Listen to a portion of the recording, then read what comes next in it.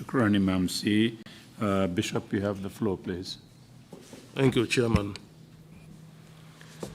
Lord God of mercy, of grace, of compassion, of love, we continue to bring before you the whole wide world during this period of COVID-19 lockdown situation that has brought about a lot of disturbance. Work is not going on in most parts of the world, and also within our own border here in the Gambia. We continue to ask by your divine grace and mercy that you cut short this pandemic that is destroying and disturbing life throughout. And Lord, we bring our own sitting before you. And we continue to bring the witnesses that are presented here on a daily basis. We ask that by your grace, that you will grant these witnesses the courage to be able to speak out boldly the truth. And you also grant the commission the discerning spirit to be able to discern between truth and falsehood. And the populace, those that are following the Trrc, both here and abroad, that you grant them the patience and also grant them to be able to allow the rule of law to take its proper course so that everything will augur well for this land. This we ask through Christ our Lord. Amen. Amen. Thank you very much indeed, Bishop Odeko. Council, are we ready with this morning some witness? If so, please proceed. Good morning, Mr. Chairman and Commissioners, members of the audience. We are ready to proceed. Mr. Kambi, could you kindly bring in the witness? Thank you. Thank you.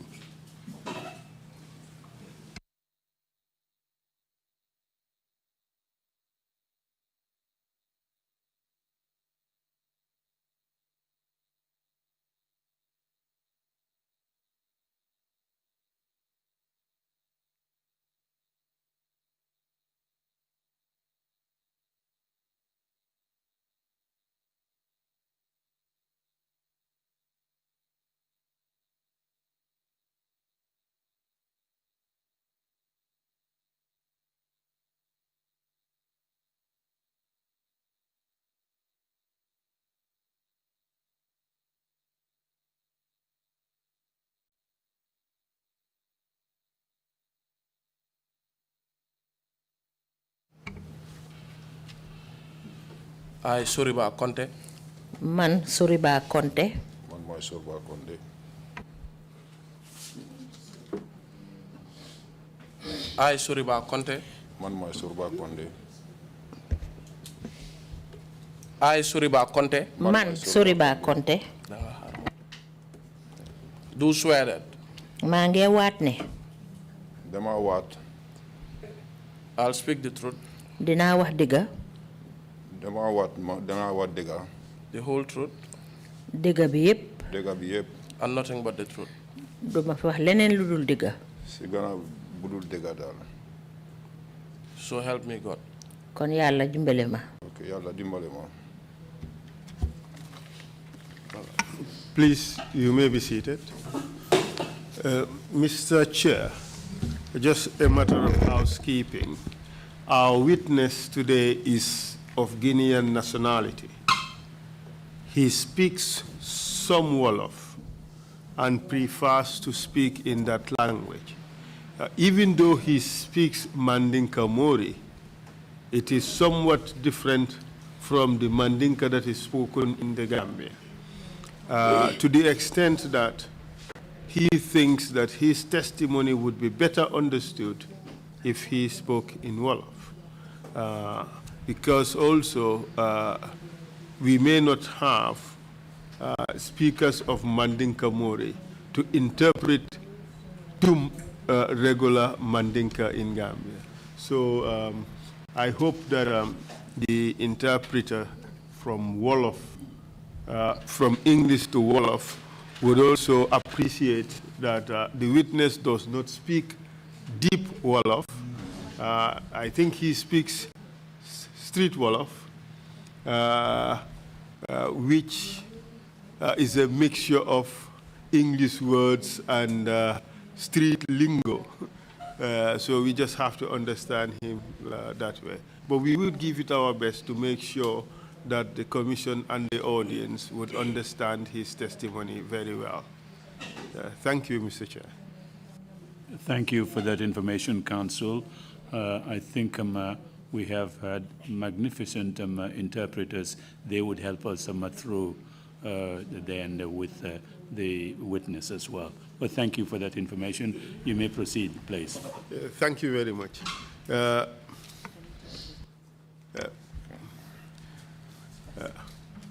Thank you, Mr. Conde. jërëjëf Mr. Conte. Welcome to the TRRC. ñu ngi laa dalal fii ci TRRC. And thank you for your willingness to testify to assist the commission.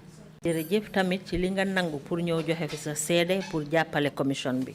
As you may have learned by watching the TRRC, xëj na jamono ji nga seetaan TRRC am na yoo ci jàngee. That it is an offense to lie or to provide false testimony to the commission. ne soo fi waxee loo xam ne du dëgg fii ci commission bi bon yàq nga luwaa.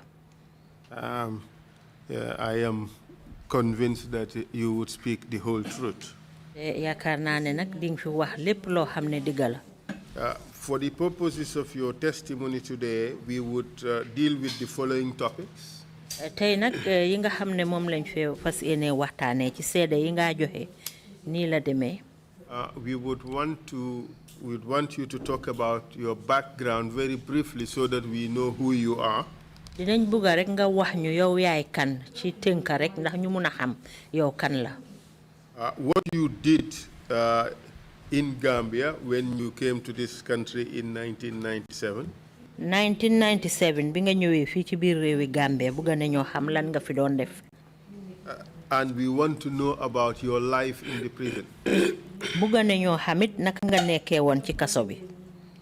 We would want to know your relationship and encounters with somebody called Esa Baji, alias Jesus. bugga nañoo xamit ban jokkoo nga am ak ku ñoo wax Esa Baji ñu gën koo xamee ci Jesus. And your encounters with certain prisons officers, including Kemeseng. ak it jokkale yi nga am ak say naataango yi nga xam ne ñoo nekkoon ci kaso bi bokk ci di ku ñoo wax Kemeseng. We would also want you to talk about the problems in the prison system. bugga ne ñun nga wax ñu jafe-jafe yi nga xam ne moo nekk ci biir kaso boobu. From the stealing of donations. lu aju nag ci sàcc boo xam ne ñu ngi ko sàcc ndimbal yi nga xam ne moo faa ñëw. The stealing of prison rations. ak sàcc bi nga xam ne ñu ngi ko sàcc dund yi ñëw foofu ci kaso bi. The tortures in the prisons. métital yi nga xam ne moom la ñoo def foofu ca kaso ba. The deaths in the prison. ak it ñi nga xam ne ñooy ñàkk seen bakkan foofu ci kaso bi. The denial of medical attention. ak it liñ leen di tere pour dimbale leen ci wàlli faj. And other maltreatment of prisoners. ak yeneen i métital yoo xam ne ñu ngi koo teg ñooñu nga xam ne ñoom lañ tëj ci kaso bi. And your relationship with Baba Job when he was in the prison. ak sa jokkoo ak ku ñoo wax Baba Job jamono bi nga xamee ne yéen ñëpp a ngi ci kaso bi foofu. Are you ready to testify? pare nga pour joxe sa seede. Yes. If you don't understand a question, please ask us to clarify. Ask me to clarify and I will clarify, okay? su ma la laajee dara te leerut la lool wax ma mal gën la koo leeralal. What are your full names, please? naka nga tudda. On Samaturu Soruba Konde. My name is Soriba Conte. Is it Konde or Conte? Konde. It is Conde. Conde. Okay. All right. That's a good one. Konde is Soso. No, Mandinka. Is Mandinka Mori. Yeah. And Conte is Susu. Is Soso. Okay. Here I used to think that Conte is Mandinka. So That's a good one. Thank you very much, sir. And you are Mandinka Mori, so where are you born? Yow Mandinka Where were Mori you nga. born? Fan nga judo? Man Conakry laa juddoo. I was born in Conakry, Which year? Ban at? 73. 1973. You understand some English, Yes, yes. but wait for the interpretation. Okay, okay. Thank you very much. No problem. Thank you. And when did you come to Gambia? Kañ nga ñëw fii ci réewi Gambia? Since 1997. I came here in 1997. What do you do at the present moment? Lan nga def ci jamono ji? Am boobu driver laa woon. Listen to the question. What do you do at the present moment? Jamono jiñ tollu nii lan nga nekk di def? Jamono bi def ma dara si kaso laa nekk. At this present moment, I'm not doing anything. I am in prison. In which prison? Ci ban kaso nga nekk? Mile 2 Central, security wing. At the Mile 2 Central Prisons, at the security wing. Mile 2, is that your first imprisonment or not? Mile 2 mooy béréb bi nga xam ne fa lañ la njëkkaa tëj ci kaso bi wala? Mus naa tëdd kaso Guinée. I once went to prison in Guinea. And for how long did you serve in Guinea? Bañ la tëjee kaso boobu ca Guinée ban àpp nga fa tëdda? 1 year laa tëdd ko. I spent 1 year in prison in Guinea. How did you leave that prison? Naka nga génnee ci kaso booba nekk ca Guinée? Jàmm rek laa si génn. I left the prison in peace. Did you leave officially or did you leave by other means? Waxtu bi dafa jeex ñu bàyyi la wala dafa am yeneen anam yoo xam ne noonu nga fa bàyyee? Boobu dama escape woon. I escaped from the prison. And what's the name of that prison? Kaso boobu moom naka la tudda? Boobu Labe laa woon. Naka? Labe. Labe. That was the place called Labe. And it's in a place called Kinjo, correct? Mu ngi ci béréb boo xam ne ñu ngi ko wax Kinjo ndax? Boobu yëpp si Labe la nekk. It's all part of Labe. And you did not escape alone, did you? Ba nga rëcc nag yow kenn rëcculoo woon ndax? No. No. Could you tell us a little bit about it? You escaped with how many people? Di ñu mun a wax naka la demee yow yaa ñaata nit rëcc foofu ca kaso ba? No, boobu dañ bari woon. Well, we were many in number. Did you play a leading role in causing that prison escape? Rëcc boobu ngeen doon def yaa ñeneen ñooñu ndax yow yaa leen jiite woon? Waaw maa leen jiite woon. Yes, I led the whole group. And did you serve in any other prison apart from Labe and Gambia? Am na beneen kaso boo xam ne mus nga faa tëdda lu uute ak Labe ak Gambia? No. No. Were you in Samet in Senegal? Waaw Samet moom mus na ma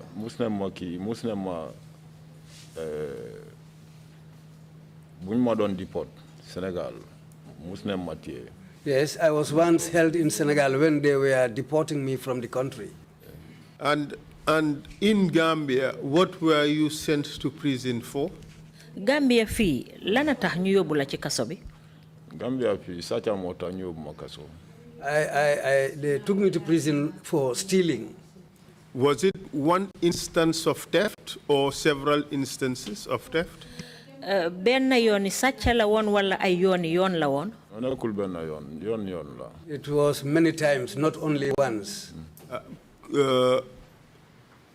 Could you tell us which incidents there were? Di ñu mun a wax sàcca yooyu ci yan anam la? Accident boobu boutique lañ daaj. There was one where it was broken an entry. We broke a shop's door and went in. Only one shop or several? Benn bitik la woon wala bitik yu bari? Boobu du nekk benn boutique am nga rek. So buñ ñu téye daal téye ñu affaire benn boutique. We were not caught because of one shop. It was many shops. Were you a sole operative, a lone wolf, or you were involved with other people? Sàcca yooyu nga doon def yow kenn la woon wala yéen mbooloo la woon danga ko defoon ak ñeneen. ñun mbooloo la. We were a group. Was it just one group, or you belonged to several groups of thieves? benn mbooloo la woon rek ndax ay mboolooy sàccakat ngeen woon. mbooloo yooyu daal sàcca lañu yaa understand so dañu xamante. It wasn't one group, it was several groups, and we all were acquainted to one another. So you were thieves who would work together in several operations, correct? Yes. mel ni ay sàccakat ngeen yoo xam ne daal ci ay sàcca yu uute ngeen doon def. Yes. And which years did you operate as thieves in this country? ci ban at ngeen doon nekk ay sàccakat fii ci biir réew mi. Well, 2007 lañ start daal. We started in 2007. And when were you finally arrested? ci kañ lañ la mujjee jàpp nag. Could you repeat your answer? 2007 lañ ñu arrest. You were arrested in 2007. Do you recall how many operations you carried out before you were arrested? ndax fàttaleku nga ñaata sàcca nga def balaañ laa jàppa. boobu mun na dem ba ay barna de ay juróom boutique yooyu daal. It was many. It might have been up to 5 shops. So you would agree with me that in your earlier life, you were a criminal? Yes. kon di nga mun a nangu li ne daal yow ci sa dunda ca ndoorte ga teel ngaa door sàcca. loolu dama ko nangu. Yes, I agree to that. And you led a prison break in Labe in Guinea. Was that the only prison break you had undertaken? tey tamit jiite woon nga rëcc boo xam ne rëcc ngeen ko ci kaso bañ leen tëjoon Labe ndax benn yoon boobu rek nga jiite woon façon ngi rëcc yooyu ci kaso yi. non nga ba loolu rek la daal. That was the only instance I escaped from the prison. But you also, on another occasion in Gambia, escaped from the prison authorities, did you not? waaye amoon na itam jamono joo xam ne fii ci biir réewi Gambia rëccoon nga ci loxo ñi nga xam ne ñooy liggéey foofu ci kaso bi. rëccoo ma si loo prison officer yi si loo police yi laa rëcca. I didn't escape from the prison officers. I escaped from the police. And this was while you were a prisoner? te loolu fekk na boobu ñu ngi la tëj ci kaso bi. And how soon afterwards were you apprehended? gannaaw loolu nag ci kañ lañ la jàppaat. bés bu ñu daw the following day lañ matee. We were apprehended the following day after our escape. And where were you caught? fañ lañ la jàppee. mu matee Brikama. I was caught in Brikama. And why did you go to Brikama? lu taxoon nga dem ba Brikama. dama bëggoon génn si dëkk bi tam boobu. I wanted to leave the country at that time. Now, after your arrest and trial and conviction, how many years were you sentenced? léegi gannaaw buñ la jàppee yóbbu la ci àttekaay bi ñaata at lañ la tëj ba yoon daan la ba ña dañ la war a tëj ñaata at lañ la tëj. so jëf bu ma def 10 years lañ ma tëj si loolu. I was convicted for 10 years. And how about for the escape? Escape 4 years lañ ma tëj si escape. I was convicted for 4 years for the escape. In essence, you were to serve cumulatively 14 years. bon dafa mel ni mboole seen yaa ngi war a tëdda ci kaso bi fukki at ak ñeent. Yes. How long have you served so far? ñaata at nga tëddaagum. dana 13 years. I spent more Sundays. Naka 13 years ak 13 years 2 more Sundays. 13 years 2 months some days. That's what I have already spent out of my conviction. So you would soon complete your term. Well, 9 more Sundays. bon dafa mel ni li nga tëdda moom léegi mu jeex de. Yes, 9 months some days are the remainder. So that would tell us that you know the prison system in Gambia quite well. Is that right? Bon nak mun nañoo wax ne kaso bi ci Gambia fi yow xam nga ko bu baax. Dara humpuma fofu. Yes, there's nothing that I don't know about the system here. You are quick to admit that you were a criminal. You also accept the crimes you have committed. Why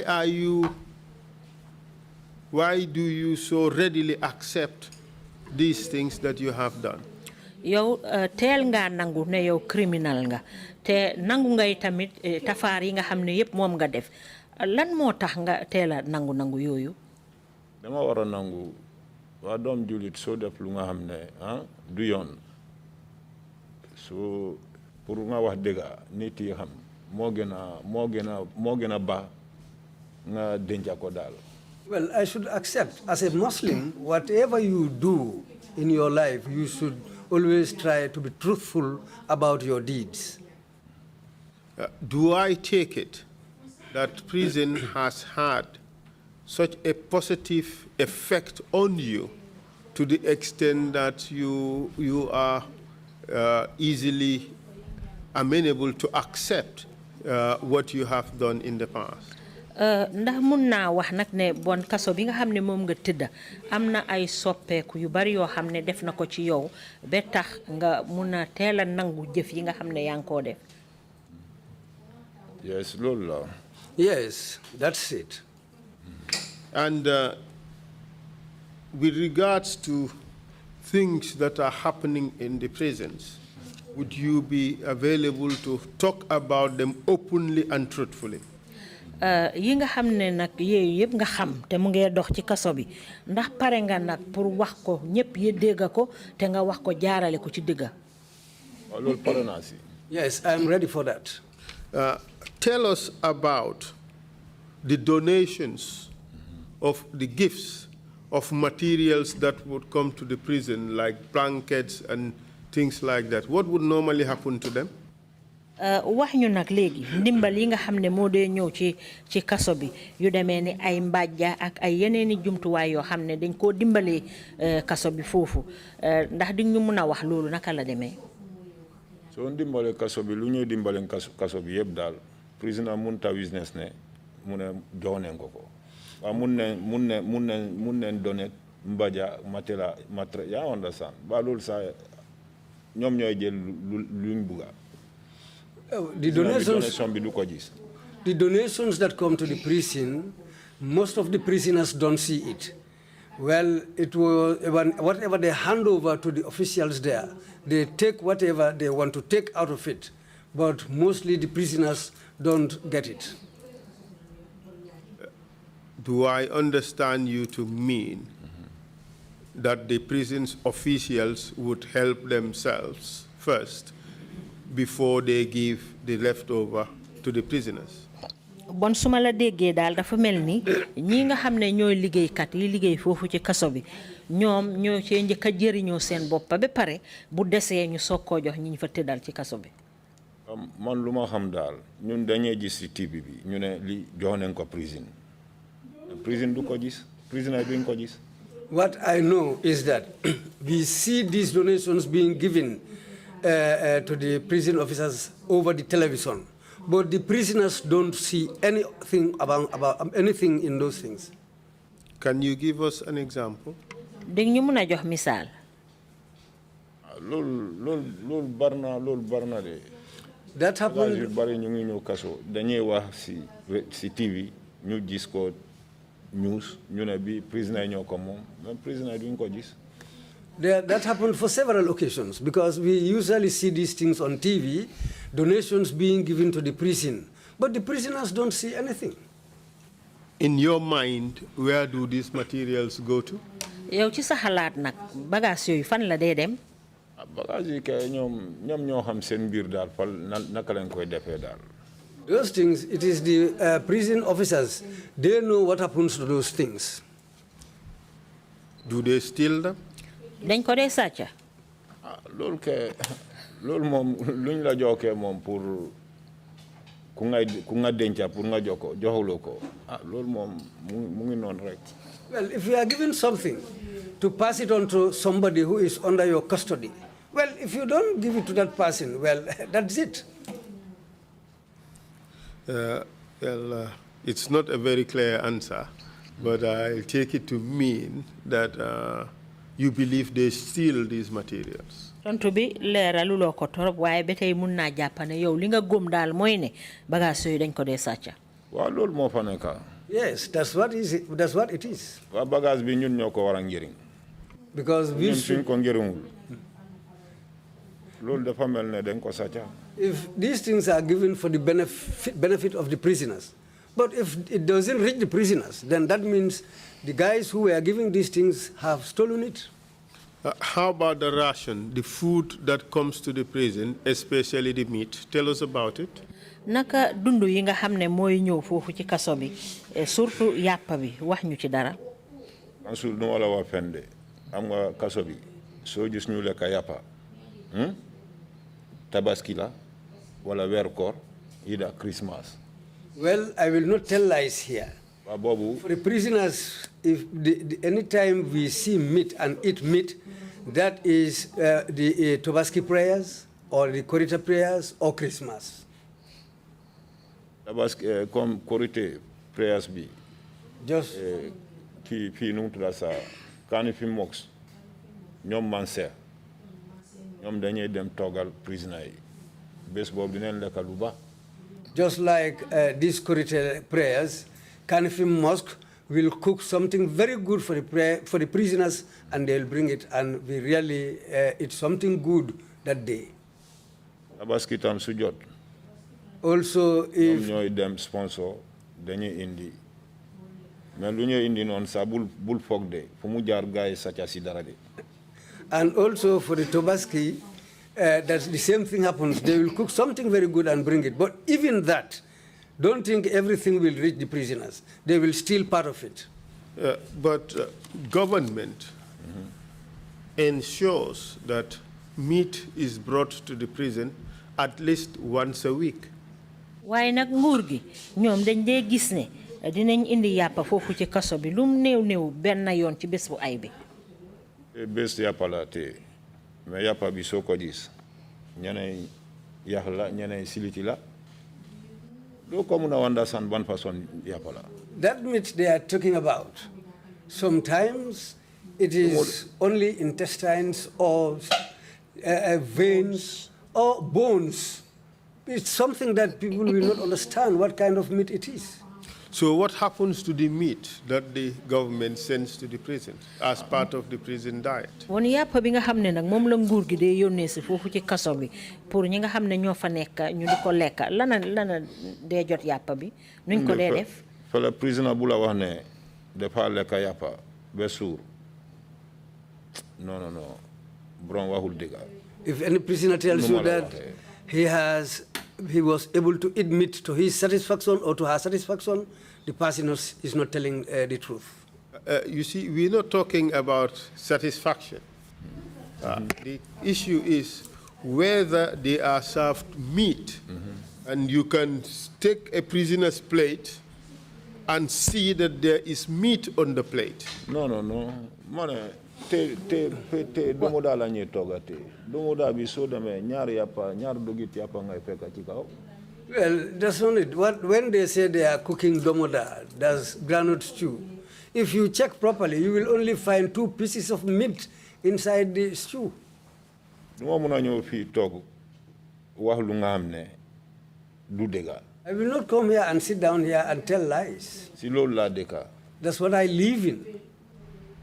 so du ma bàyyi sama moroñ foofu ma ñëw toog si kanam aduna war a wax dëgg bañ a wax dëgg. I will not leave my companions there and come and sit in front of the wall and refuse to talk the truth. What happens to the meat that government normally sends to the prisons? yàppa bi nga xam ne moom la nguur gi dee yónnee si foofu ci kaso bi naka lañ ko dee def. yàppa bi day daal dañ ko di sàcca rek. Well, the meat is stolen. Stolen by who? ñana ko dee sàcca. officer la de. It is the officers. Which officers? Njan officer la. ñu in charge affaire yi léegi la rek affaire yi sax dañuy nëbbatu léegi mais before time David nag bi su dee ñaar tànka yëpp moo ko mo pression day jël boosam ñeneen dañuy jël boos seen boos soo yéen bu tuuti lañ leen indi ay der doo da mun a wanda san loolu kenn du mun a ne loolu yàppa la. It is a little bit better now, but during David's time, when even if a bull is slaughtered, the two legs belongs to David, and they partake the best part of the meat. The prisoners will enjoy only the intestines. This is what happens in the prison. This is what was happening in the prison. Which David are you referring to? Ban David nga wax Colley, Director David Colley. Director David Colley. Have you ever seen this before? Mus nga ko gis. ñuy rey nag bi ñoo koy wax. The people who slaughter the cows are the people who always talk about this, and they themselves. jamono boobu ñu ne ñaar nag la ñuy indi ñaar nag prisoner moom duñ gis yàppa déedéet. One time they said they brought 2 bulls or two cows, but the prisoners don't see anything. Apart from, we've talked about donations sent to the prison, we've talked about the meat or the prison rations. Now let's talk about the food that is served in the prison. Tell us about the food. Wax nañ fi mbiri ndimbal yi nga xam ne mooy ñëw ci kaso bi wax nañ fi mbiri yàppa bi nga xam ne moom lañ fay indi léegi nag nañ wax ci mbiri lekka gi wax ñu naka la mel. lekka bi lu gën a change si lekka bi xaaf mburu lañ doon am. What? jamono yaa jame xaaf mburu lañ doon am. During Yaya Jammeh's time, we were served half a loaf of bread. Half mburu boobu Sunday da ngay am half mburu. And that one, on Sunday, you will be given half a loaf of bread. Tuesday nga am half bread. Tuesday, you will be given half bread. Half a loaf. Half bread. Wednesday, also half a loaf. Thursday, ñu indi leen pap. And Thursday, they will bring pap. Friday, ñu indi half mburu. And Friday, they'll bring another half loaf. Saturday, ñu indi cuuraay. Saturday, they'll bring porridge. So ki nguur bu mu change. When the government changed, director bi bu mu ñëw. And when this other director came, moom dafa try mu ne def mburu bi every day. And he tried to make sure that the bread comes every day. Ba pare Saturday rek la ñuy tooga cuuraay. Porridge is cooked only on Saturdays. Des yëpp mburu ngay am. But all the other days we are given bread. That's for breakfast. For breakfast. Yes, that's about for breakfast. So su fekkente ne daal dara change na mun naa ne loolu moom daal dëgga loolu change nañ ko. If I can talk about any changes, this is the change that took place there. Tooga bi. And the cooking. Reer bi baaxul. It's not good. Da nga xiib saa nga gis lekka bi yaa ngi xiib doo ko mun a lekka. You will be even hungry, but if you look at the food, sometimes you'll not be able to eat it. We want to understand more the problems with the food. Why is it that the prisoners can't eat the food? dañ bëgg xam mbiri lekka bi lan moo tax ñiñ tëj ci kaso bi duñ dee mun a lekka bi. Lekka bi moo baaxul. Because the food is very poor. Lekka bi baaxul. It's not good at all.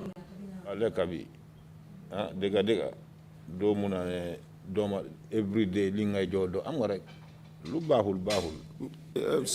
Try to speak clearly. We don't know, that's why we are asking you. Okay. So explain things in detail so we understand. xam nga ñun dañ xamut loolu moo tax ñu laa laaj dañ bëgg nga leeralal ñu lekka gi naka la dee mel su ko defee ñu mun a xam. When they cook fish, you give us a description of the typical day, the type of fish they would cook, and how well is that received by the prisoners? léegi dang ñoo wax ci bés bi nim dee demee bu fekkee ne togga nañ jën naka la dee mel ci ñi nga xam ne ñooy prisoners yi nekk foofu ci kaso bi. So comme Monday. A day like Monday. Monday jën caalo la ñuy togg dañuy fry caalo ak diwtiir bi affaire bi doo ko mën a understand léeg-léeg sax dangaa jënd sauce bi caalo bi moom ñu koy lekk bariwul yaa understand. What happens on Mondays, they'll cook palm oil stew with bonga fish. But even that, sometimes what happens is the prisoners will just remove the sauce and the bonga because the way it is cooked, the prisoners cannot eat it. Can you tell us little more about the fish? Why is it that the prisoners can't eat it?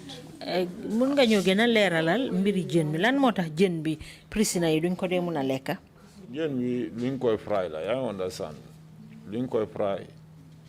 It is the way the fish is fried. Luñ koy togga tamit yëpp yax la soo yow lu ndaw da nga mën a jël foofu lu nga xam ne andula yax bi lu des bi ba doo ko mën a coop yax lay nekka. Because whatever is left there is mere bones. What you can take out of it is just a little bit of meat, the meat, and whatever is remaining there is all bones. This is why you cannot eat bones. What would prisoners normally do with the food when it is served and they don't like it? Bu fekkee ne jox nañ leen lekka yi nag te buggu leen ko naka ngeen ko dee def? Comme ñu gën a yàgga foofu dañuy try wut këriñ ligante soble yooyu jimbo yaa understand ñu ñëw tàngal maaro bi toogaat ko seen boppa ñu ko mun a lekka.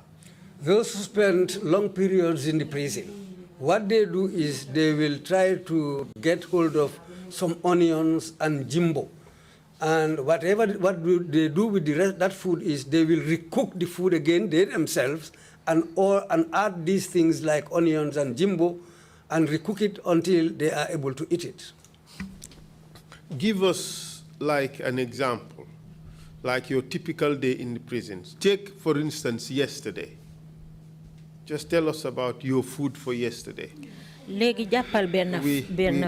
that we can have a sense of how prisoners would deal with their food on a daily basis. Wax ñu naka la lekka gi meloon ñu mun a xam biir bés bi naka la prisoner yi dee dundee ci seen wàlli lekka.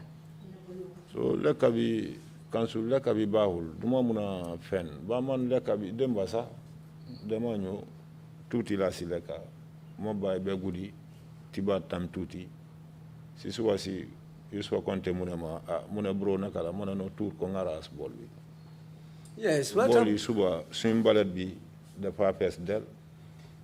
a day like yesterday, the lunch, when it was brought, I was able to eat just a little bit of it. Then I placed it there. And at night also, I was able to eat just a little bit of it. So Yusufa Konte asked me this morning, bro, what about the food? I told him to go and throw it because it's not good. But how does the food today, how does it compare now? How does it compare to the food before 2017? Léegi lekka yi nga xam ne yéen a ngi koo lekka léegi naka nga ko mun a méngale ak yakka yi ngeen daan lekka bala 2017. Léegi before maalo bi du doon bari dañ lay defar maalo bu ndaw tuuti leen lay jox daal mais léegi moom soo gis ñoom ñu ne dañ improve dañuy def bool bi maalo bi dafa bari mais sauce bi daal du baax. Well, the difference is before they will bring a very little bit of rice, which is not much. But the only difference is they bring what they bring now is more than what they used to give us before. But still, the sauce that is put on top of the rice is still bad. Okay, which situation is better? Ci ñaar yooyu ban moo gën balaa 2017 ak léegi ban moo ci gën ci li ngeen a lekka. Non fu mu toll nii temps bi la tane. Now there has been some improvements now. So then pre-2017, the quality was bad, correct? Yes. Bon balaa 2017 daan lekka gi baaxutoon. And the quantity was also insufficient. Tey du daan sakkan. Du daan sakkan non. Yes, not much. Xam nga loolu yëpp nekkul problème de Kansu ba man mun naa It's not all la the jox problem, exemple. but I can give you an example.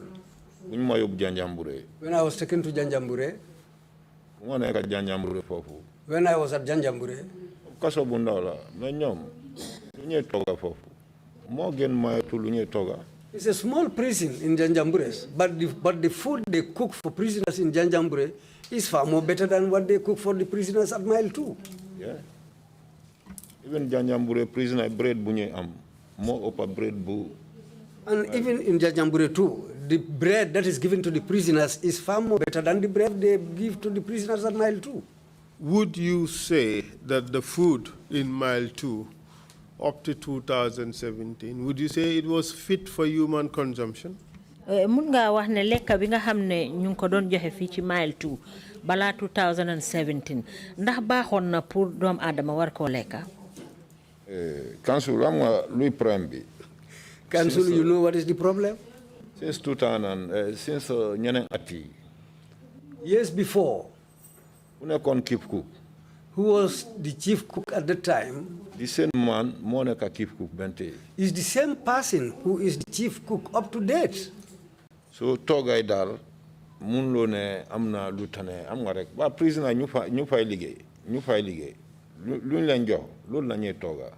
Yes, so you cannot say that there is any improvement in the way that that person supervised the cooking. Whatever is given to the prisoners, those who are in the cookhouse, that's what they deal with, that's what they cook. Well, I remember beneen time dañ jëloon female prisoner yi. There was a time when they took female prisoners ñu ñëw toogal. so that they will come and cook.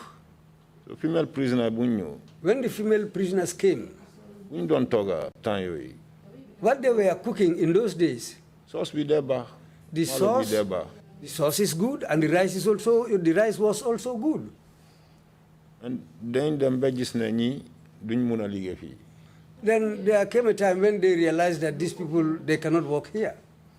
Waa jigéen doo ko mun a jox lu nga xam ne motul nga ne toogal ma lii. You cannot give something to a woman which is not enough, which is not adequate, and tell her to cook something that you want. Why were the women cooks removed from the prison, from the kitchen?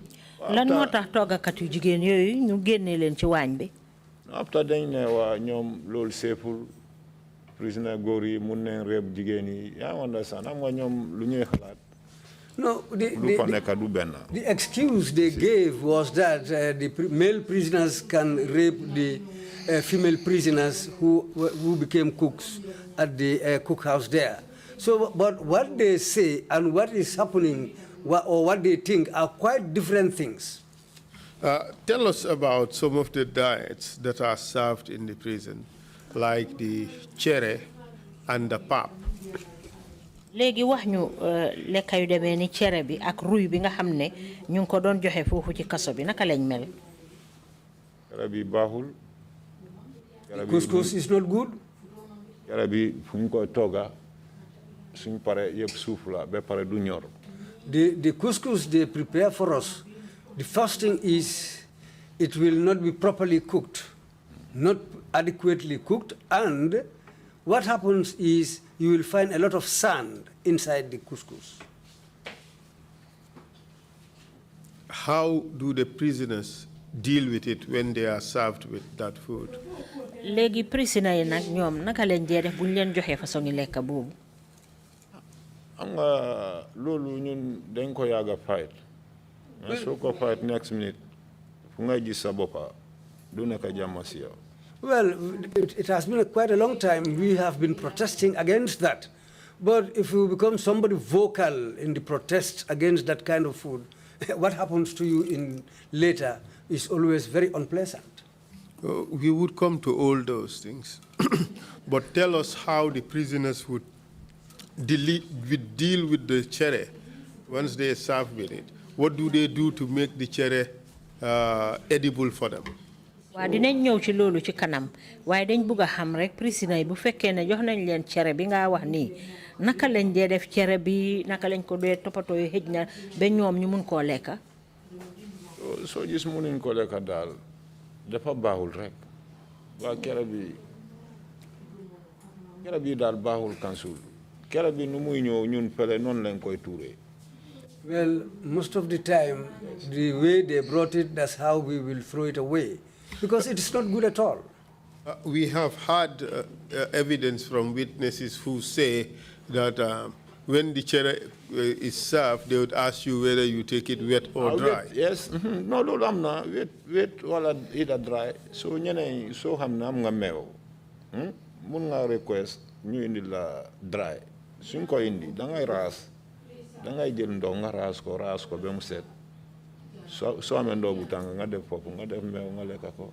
Yes. Loolu mooy tane tuuti. What is a little bit better is sometimes when they bring that couscous, some people will take water and try to wash the couscous to remove some of the things inside the couscous itself. And you can request for milk after washing the couscous. When you get the milk, then you will put it on top of it, or you put some warm water on top of it and put milk, and then you eat it. Where would you normally get the milk from? Fan ngeen de amee meew bi? Meew moom soo binda précaution yónni ko sa mbokk yi mun nañ la jëndal meew sukur tea ida coffee indil la loolu. Sometimes what happens is you will have to request these things from your relatives, like milk, sugar, and some other condiments.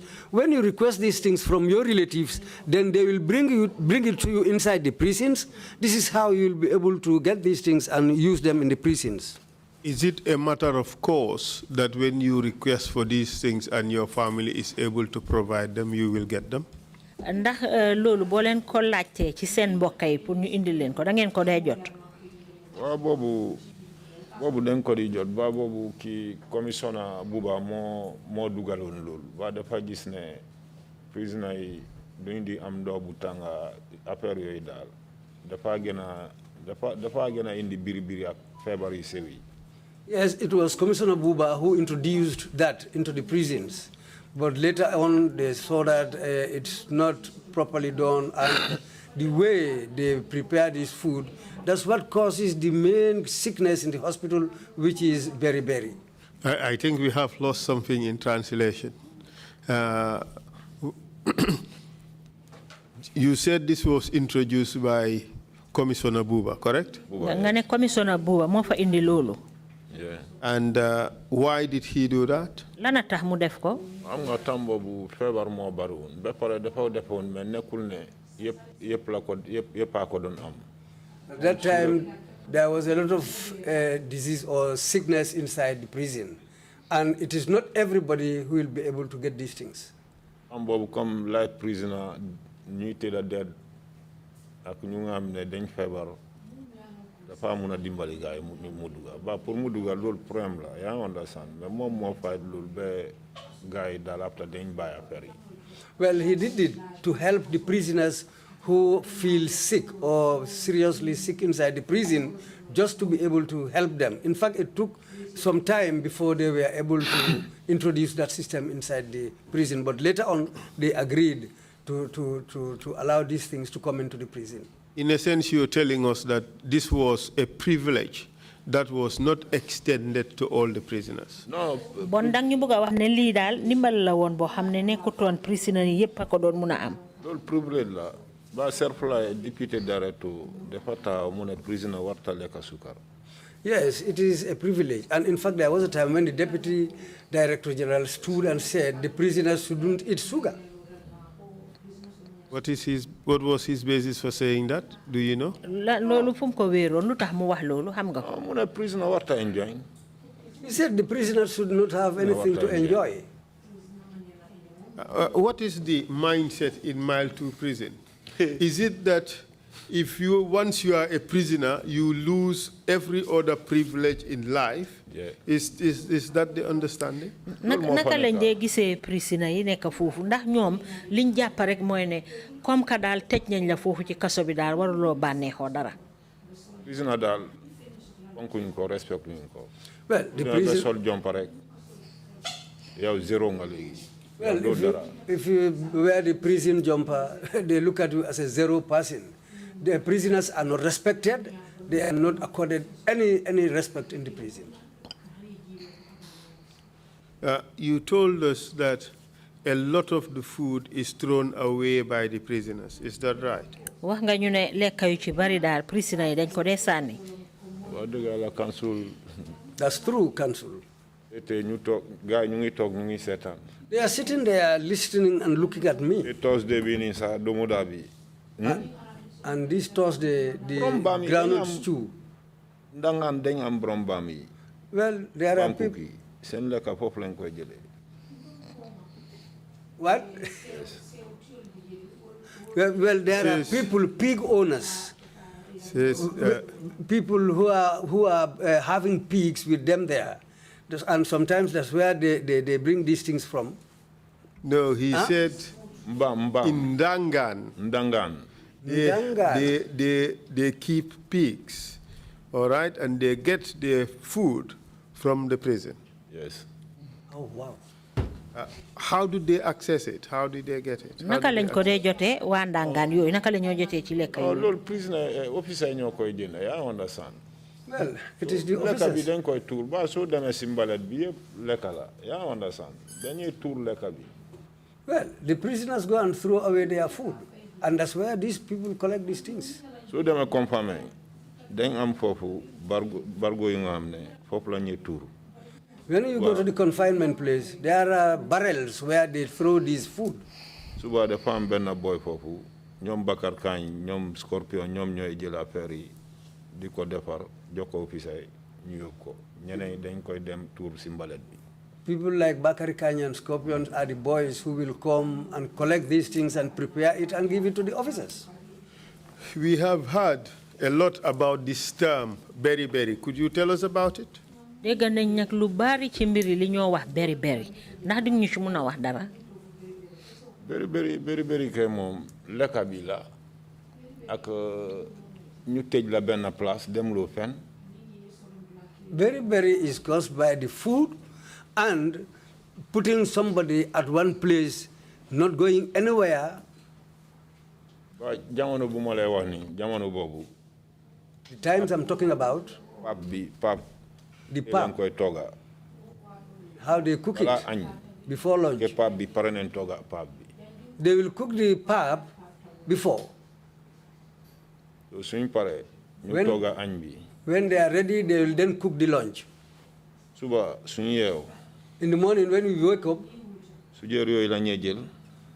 they will pap bi take. suñ ko dugal duñ ko tëj de waa pap bi soo ko war a tëj. suba da ngay def half and half. After cooking that pap, they will not cover it completely. They will cover it partially. so su fanaan noonu suba guddi saa yu bari mun ne unkay yu sewi lu nekk mun na fa am nga rek. And that's how they'll spend the night. And it is possible that geckos and other small insects might go inside. muusi moom seen kawar yi loolu moom am nga The rek. cats, the hairs from the cats, all those things can go inside that food. so suñu yeew suba boobu la ñuy jël def ko benn kalira bi ñu def ko ñaar. That's what they do. When they wake up in the morning, they will take one cooking pot full and divide it and make it 2 cooking pots. léegi dañu am foofu benn banta bu nga xam ne comme sooy dawal gaal. They have one stick there which looks like an oar. no du benn de banta dañ bari. And there were many of those sticks there. That's the stick they take and put it inside the pap banta to yooyu shake it. banta bu ñuy dawal gaal. They look like oars for small boats. Paddles. Paddles, okay. The paddles for small banta boats. boobu da ngeen def ndox soo leen def ndox. And they put water, they add water into the pap. léegi banta boobu ngay jël ngay tas affaire yi ngay tas affaire yi ngay tas affaire yi ngay tas affaire yi. And take those paddle-like sticks and shake it up with and Steer it. and steer the pap with it ba mu nekk ndox. until it is all completely wet. su nekk ndox Until it lightens. Until it lightens, okay. si biir foofu sax fu ñu koy defar noonu weñ moom paquet weñ ngay gis foofu. And where they make it, flies are ever present there. You will see a lot of flies in yow si there. biir foofu sax suñu la soobla da ngaa mun a jëndee weñ yi foofu. And after they bring you your pap, sometimes you have to Wen. What kind of wen You have are to you remove the talking flies. about? Is it flies Right, or flies. Flies. Okay, flies, good. yes. Proceed, please. So loolu la ñuy jël léeg-léeg compagnie sa léeg-léeg boor 9 jamono boobu waa ñu ngi police gars yi foofu affaire yi mu ngi métti léeg-léeg boor 9 lañ suñ ko indi sax da ngaa gis affaire yi mu ngi baax boppam mu ngi baax. Well, this is the type of food they give the people, especially those in confinement, around 9 o'clock. And sometimes when they bring it, you will see the thing itself looking like something that is boiling by itself. So loolu ku buutaree boppam kay xam nga ne boobu moom doo ko naan de. Somebody who doesn't want to commit suicide, he will not eat anything like that. waaw mais ñeneen tamit fu mu jaar ñu lekk ko waa duñ mun a muñ. But there are people who cannot just bear, they have to eat it. mu jaar boobu ay bool la ñuy naan. Some of them next will. minute borom dafa ñu am biri. Some of them will even consume a full bowl of it, and later on they will come and get this very, very sick disease. And what are the symptoms of beriberi? Lan moy mandarga beriberi? Beriberi su la téye. Ankay dañuy néew. Those suffering from beriberi have swollen legs. Kanam day néew. Their faces are swollen. Mais si tànkay lay start. But it starts with the legs. Su start tànkay muy egg. When it starts, suñ jëlu step ba mu àgga fii rek nga xamal ne you are finished. it starts with the legs and climbs up. When it reaches the middle part of your body, if nothing is done and they don't take steps to help you, then the person is finished. So, but as it starts creeping up, would it be visible to anyone who sees that person that this individual is suffering from beriberi? Bu fekkee ne commencé na néewi bi commencé na balaa moo egg ci kaw ndax ku gis borom rek dina mun a xam ne kii day beriberi moo ko dal. waaye soo gis nit kii nii rek mu ngi leer kanam bi mu ngi leer nga xool tànkam nga ne ah boo yow naka la soo ko ne naka la rek da nga def ni tànkam rek soo def ni da nga gis ne tànka bi dafa nekk si biir du egg. Well, what happens, the symptom is yow biri moo la téye de. the person's body starts to shine. The body looks shiny, the skin looks shiny. And the swellings, if you put your finger on top of the person's skin and push it, your finger will go deep inside. And if you look at it before that thing comes up again, it will take some time. So that's the time, we say to each other, boy, you have beriberi. Well, if it is that easy to diagnose a person with beriberi, why would people die of the disease? Because it's like it's easily detectable from the onset. Bu fekkee ne mandarga yooyu dinay teel a feeñ te ku gis borom rek dina xam ne beriberi la am bon lan moo tax beriberi day rol nit ki su fekkee ne di nga ko teel a xàmmee ci moom. ensuite ñuy pour jël nit yóbbu la hospital jël la yóbbu la hospital loolu mooy problème bi. The problem is to take prisoners and take them to hospital is always a problem for them. You also complain. If you complain, suñ la yóbbu clinique painkiller lañ lay jox. if you go to the clinic or they take you to the clinic, their clinic there, they will just give you painkillers. You see? Lastly, dañ ma mere si loolu benn boy biram mu ngi métti. Lastly, they were very annoyed with me for that because there was somebody who was having stomach problems. Kooku induñ ko flagyl. They didn't bring flagyl for him. Alam painkiller ku nga xam ne biir mu ngi daw. Painkiller naka la mun a stop loolu. Somebody with a running stomach, how can painkillers help that person? And what eventually happened to the person? What eventually happened to the person? Was he ultimately treated? Lan moo mujjee dal kooku. Nga ñun tamit ñun suñ biir prisoners yi. We prisoners there, some of us keep medications with us there. Bari dañuy am quality garab. Some of us have quality medicines in there. Soo gis sa morom daal mun loo understand mun nga ko jox garab mu jël. If you am na ne ñii duñ ko mun a jox garab déedéet garab boobu amu fa.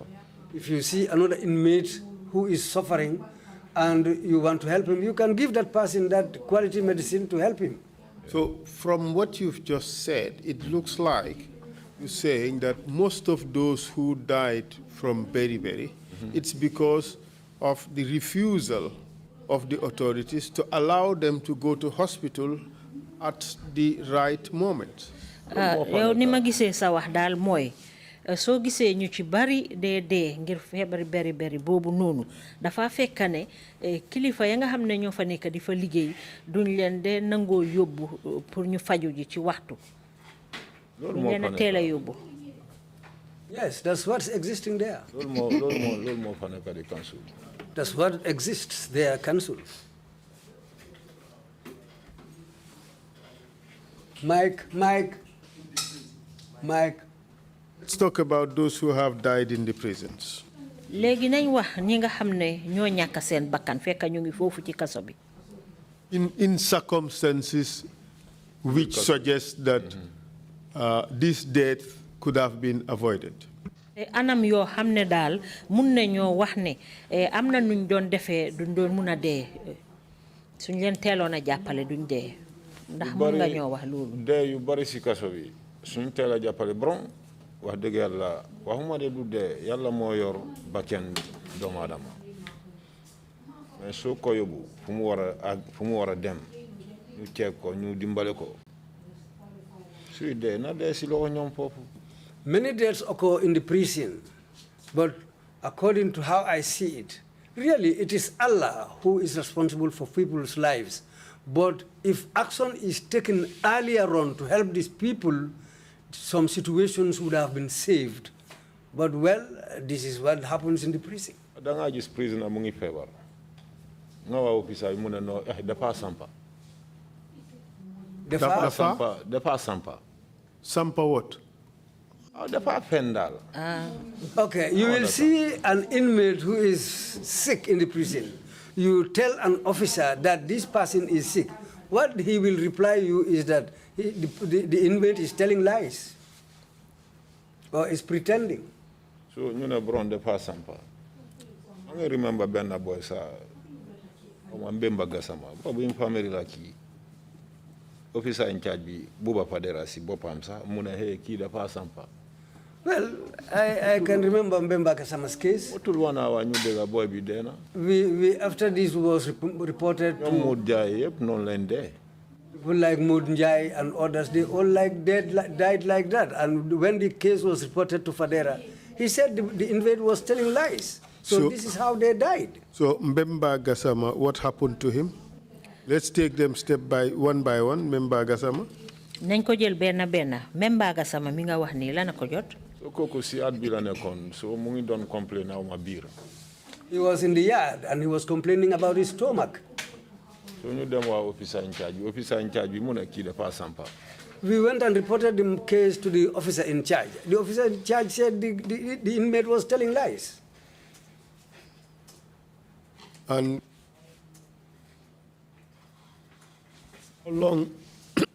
how long after that did he die?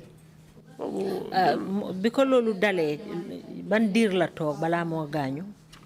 Jëlul 1 hour sax. It didn't take 1 hour. Ñu ne Mbemba bi moom dafa gaaw.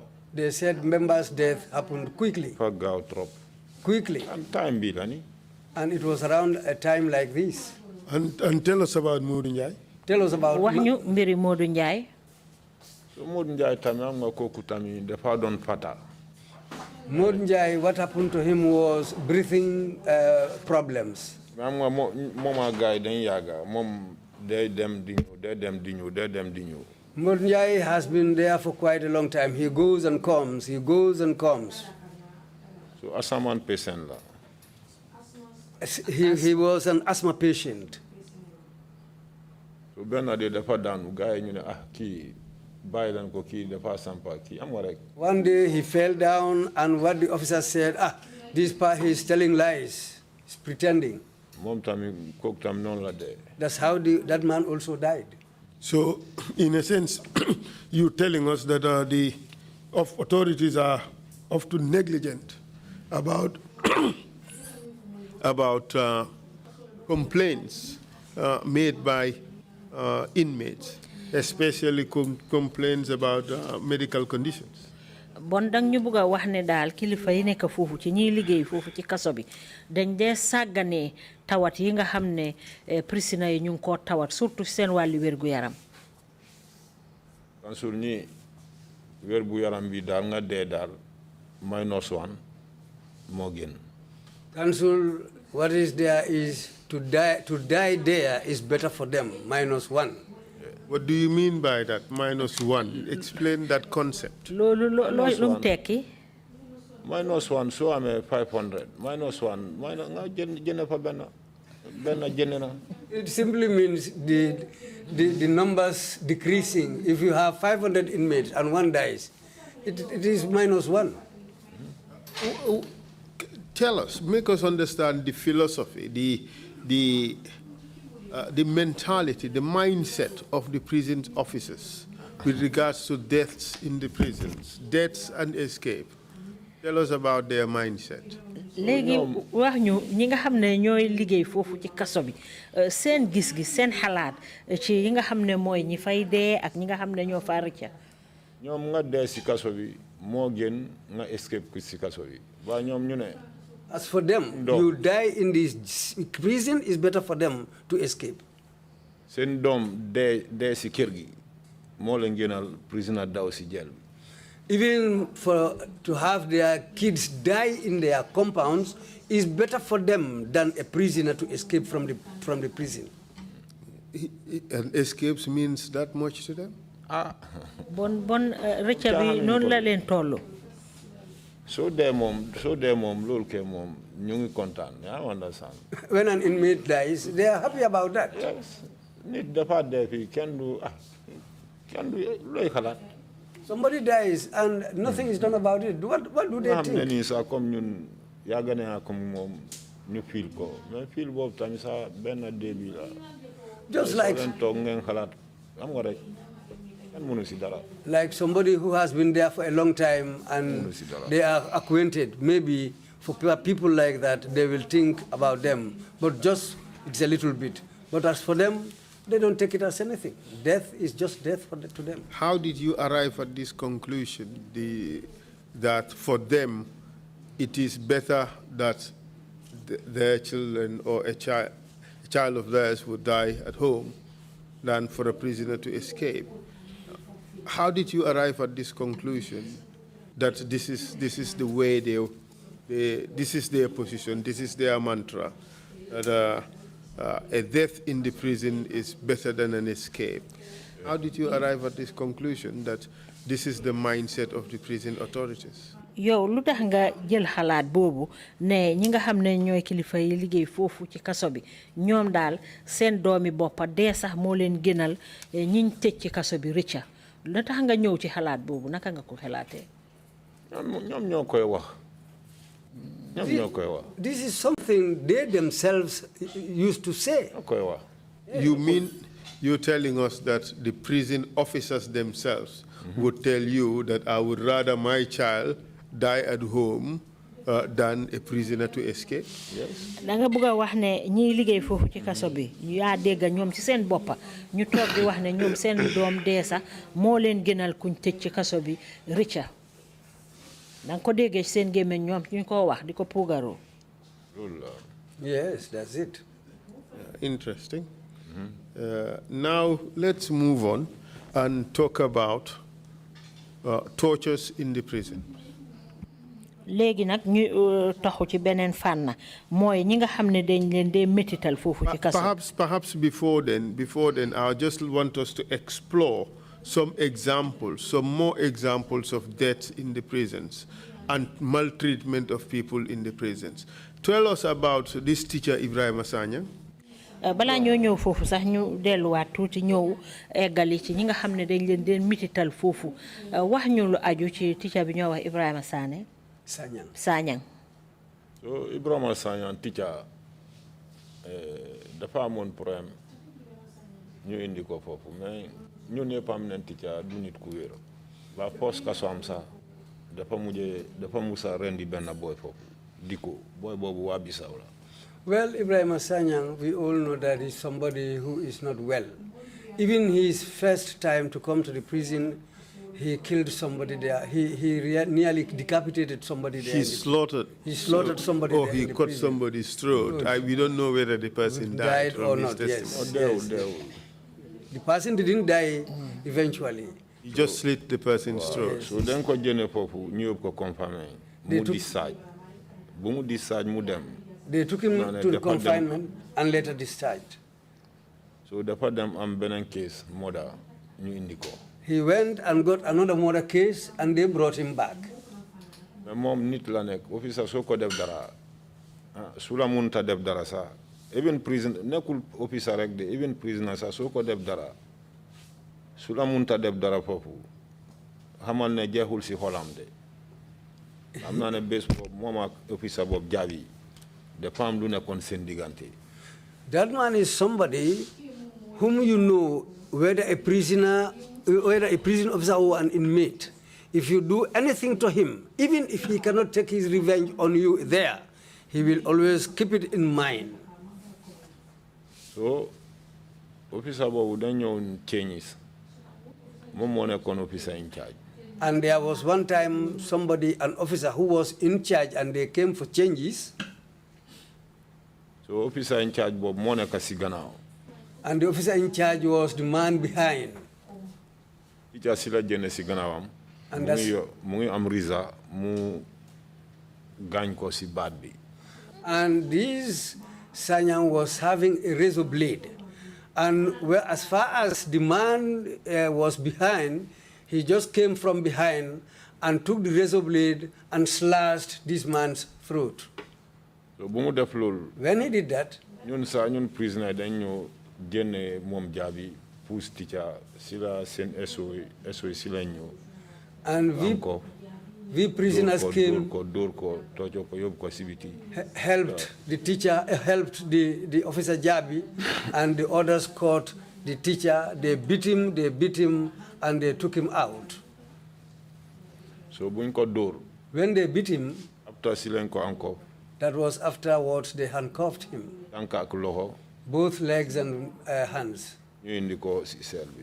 and he was brought into the cell. So noonu la nekk si cell bi noonu la nekk si cell bi dañ ko di may mu dem sangu mais suy sangu officer moo koy escort. That's how he stayed in the cell for some time, and even if he is going to take bath, an officer will escort him. mu tuur kembo pot bi sangu.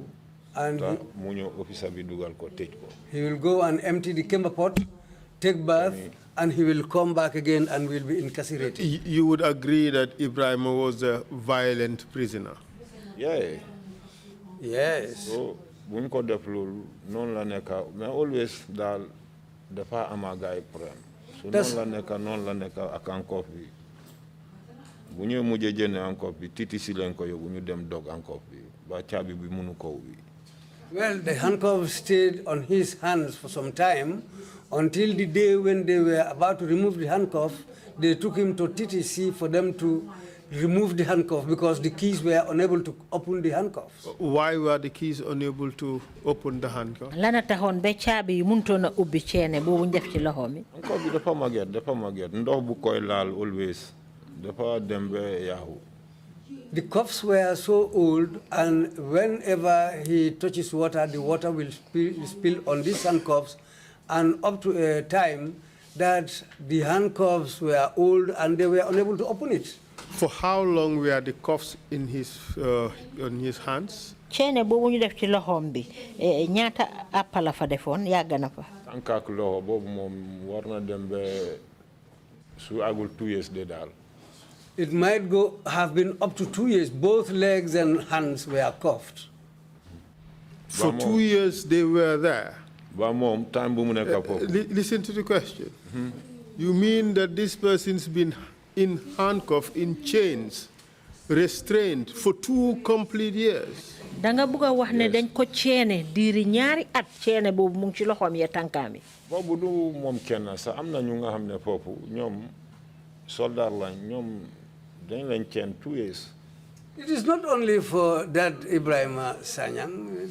There are some soldiers who are inside the prison. In fact, it takes sometimes more than 2 years. They were chained. 2017 bi lañ jëne handcuff si gars yi. It was in 2017 that their handcuffs were removed. bu ñu déggaane Yaya Jammeh mu ne nangul jóg ñu ñëw ñu ne dinañ defaat handcuff si gars yi ñu ne loolu mënut a dem. When they heard that Yaya Jammeh refused to step down, they came back and wanted to put back these cuffs on these people, and they refused.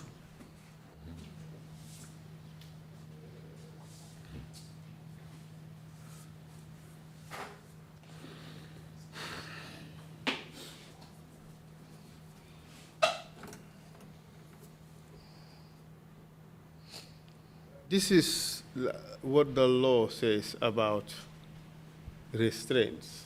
I think I should read it out to the Commission. It says in Section 40 of the Act, whenever the officer in charge considers it necessary for the safe custody of any prisoner that he should be confined in irons. The operative word is safe custody. Whenever the officer in charge considers it necessary for the safe custody of any prisoner that he should be confined in irons, he may so confine him in such manner as may be approved by the commissioner. The irons shall be removed from the prisoner as soon as circumstances permit. The operative phrase here is for the safe custody of any prisoner. It appears, and tell me whether I am wrong, that those inmates who've been kept in irons or in chains for years were not put in chains for their own protection. Bon dafa melni ñooñu nga xamne dañ leen ceene ay at ñu ngi leen def ceene yooyu noonu defuñ leen ko rek de pour ñoom seen kaaraange boppa ñoom du loolu de duñ def loolu de ñoom dañ leen def loolu pour am nga ñoom dina la wax neneen loolu bente loolu moo nekk di daw yaa understand. That's not the case for them. These people were just in chains for something else, but not for their own security. And this is what's still going on there. I also am a problème ya jame ñu indi la mile 2 do am jamade. If you have a problem with your jamme and they happen to bring you to mile 2, you will never have peace there. Tell us what would typically happen to such people. wax ñu nag ñooñu naka lañ leen luñ leen dee def ba duñ am jàmm. duñ mun a am jàmm de ba yow doo mun a am jàmm yow daal neneen de nga nekk seen mbokka waaw loolu moom mun nga am jàmm. Maybe loolu moom no. If you are related to them, maybe they will be able to leave you, or you will have some peace with them. But you are not a relative to them, and you happen to come on the orders of Yaya Jammeh, you will have no peace in the prison. Tell us about Mamadi Mane. wax ñu mbiri ku ñoo wax Mamadi Mane. Mamadi Mane dañ ko indoon awma Brikama Ba lañ ko jël ñu ne teacher la woon. Mamadi Bane was brought from Brikama Ba, and they said he was a teacher. So buñ ko indi foofu dafa am problème daal boppa bi korewul. When he was brought there, it looks like at that time he was having a mental problem. Moom ponkal la officer duñ ko di ñeme tamit. And he was a very fit man, a very, very strong person, and the officers, some of them were afraid of him. So noonu la nekk always moom lekka rek su jëna ndeset lekka yi dafa dajale di ko lekka su. And he likes to eat a lot. Even the other remnants, he will pack them together and eat. So noonu la nekk mu ngi cob yooyu mu ngi lekka yooyu. And that's why biri. he was like that in the prison, eating a lot of things, remnants from other people, and that's how he developed this beriberi. Bu mu amee biri benn de dañ waa officer yi ba moom du wax moom always mu ngi noppi. When he developed this beriberi, they told the officers, because he's somebody who will not talk, he's always quiet. Dañ waa officer yi ñu ne kii biri la am try leen ngeen yóbbu ko clinique. We told the officers that this man is suffering from beriberi, try and take him to the clinic.